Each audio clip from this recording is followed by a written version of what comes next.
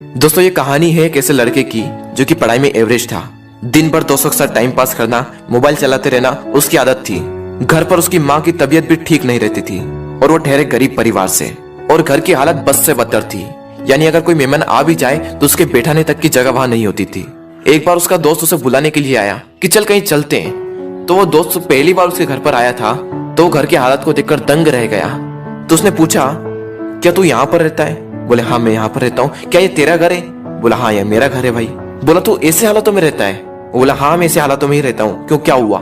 थोड़ी देर तक तो उसका दोस्त चुप बैठा रहा, लेकिन फिर वो बोला, वाह वाह मेरे दोस्त वाह, तेरी घर की हालत बस से बदतर है। माँ घर पर बीमार पड़ी हुई है, पापा दिन रात काम करके थोड़ा सा पैसा जुटा पाते हैं और उससे घर खर्च चलाते हैं, और तू दिन भर मोबाइल चलाते रहता है, दिन भर दोस्तों के साथ टाइम पास करता है। तुझे अपने करियर की कोई चिंता नहीं और तेरे घर की हालत बस से बदतर हो चुकी है। तो एक बात बता, किसको धोखा दे रहा है? अपने आप को, अपने माँ बाप को, किसको धोखा दे रहा है? उसके दोस्तों ने कहा तू चल मेरे साथ। वो बोला कहाँ चलना है? नहीं तू चल मेरे साथ। तो उसका दोस्त उसे वहां ले गया जहाँ पर उसके पापा काम करते थे। उसके पापा एक फैक्ट्री में मजदूर थे। वो वहां पर बैठे हुए थे, पसीने से तरबतर होकर हालत बस से बदतर हो चुकी थी, शरीर में पेन हो रहा था, और उनके पास में उन्हीं की फैक्ट्री का एक मजदूर और बैठा था और वो उनसे कुछ कह रहे थे। और वो कह रहे थे कि यार मेरी पत्नी घर पर बीमार है, इलाज कराने के लिए पैसे भी नहीं है, मैं दिन रात मेहनत करके सिर्फ 2 वक्त की रोटी जुटा पाता हूँ और उससे सिर्फ घर का खर्च चलता है और कहीं पैसा बच ही नहीं पाता। अभी तो बेटे के स्कूल की फीस भी भरनी है। यार इससे बेहतर तो मौत ही है। जिंदगी दुख का दूसरा नाम बन चुकी है। मैं तंग आ चुका हूँ इस जिंदगी से। अब तो सिर्फ मेरा बेटा ही मेरी आखिरी उम्मीद है। उसके पापा कह रहे थे कि देखना एक दिन मेरा बेटा इससे भी बड़ी फैक्ट्री का मालिक बनेगा। वो लड़का और उसका दोस्त दोनों उस चीज को देख रहे थे और पूरे गौर से सुन रहे थे। तभी उसके दोस्त ने कहा, देख देख कैसे जीते हैं तेरे पापा। तेरे पापा तेरे से कितनी उम्मीद लगाए बैठे हैं, देख जरा एक बार। लेकिन क्या तुझे लगता है कि इस तरह से तो उनकी उम्मीदों पर खरा उतर पाएगा? एक बार तो अपने पापा की हालत को देख कि कैसे जीते हैं, और एक बार तो अपनी हालत को देख कि तू कैसे जीता है। वो 2 कौड़ी का मोबाइल तेरे पापा से पढ़कर है। वो 2 कौड़ी की लड़कियां जो जिंदगी में सिर्फ कुछ पलों के लिए आती है और फिर चली जाती है, वो तेरे पापा से पढ़कर है।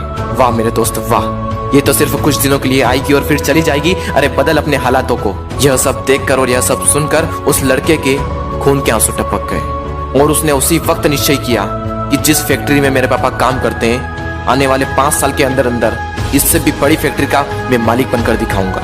और उसके अंदर से चीख उठी थी कि मुझे कंपनी का मालिक बनना है, एक बहुत बड़ी कंपनी का मालिक बनना है, नौकर नहीं बनना है। और जैसे ही उसके अंदर से ये चीख निकली, वो दिन के लगातार 10 घंटे पढ़ने लगा। उसके दिमाग में सिर्फ एक ही लक्ष्य कि बहुत बड़ी कंपनी का मुझे मालिक बनना है, और उसके लिए मुझे क्या करना होगा? उसके लिए मुझे पढ़ना होगा, और मैं पढ़ूंगा। कोई माई का लाल ऐसा नहीं है जो मुझे रोक सकता है पढ़ने से। और आखिरी के सिर्फ 1 महीने में पढ़कर पूरे स्टेट में टॉप कर दिखाया। सब लोग हैरान हो गए कि ये कैसे हो गया।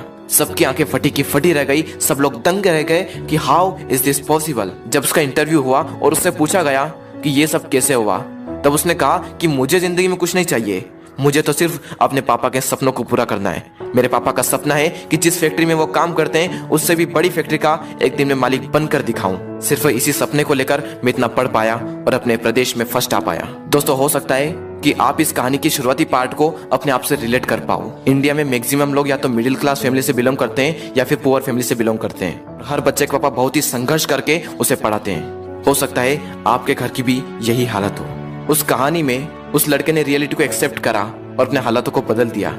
लेकिन क्या आप रियलिटी को एक्सेप्ट करते हो? क्या आप अपने सच को देख पाते हो, अपने हालातों को देख पाते हो, अपने आप को देख पाते हो कि आप क्या कर रहे हो और आपको क्या करना चाहिए? वो लड़का तो बहुत बड़ी कंपनी का मालिक भी बन गया, लेकिन क्या गारंटी है कि आप भी अपने पापा के सपनों को सच कर पाओ? क्या गारंटी है कि आप भी अपने हालातों को बदल पाओ? गारंटी है मेरे दोस्त, गारंटी है जब आपके अंदर से एक चीख उठकर आए, आपके अंदर से एक आवाज उठकर आए कि मुझे पढ़ना है, और सिर्फ इसलिए पढ़ना है कि मैं अपने हालातों को बदल पाऊं।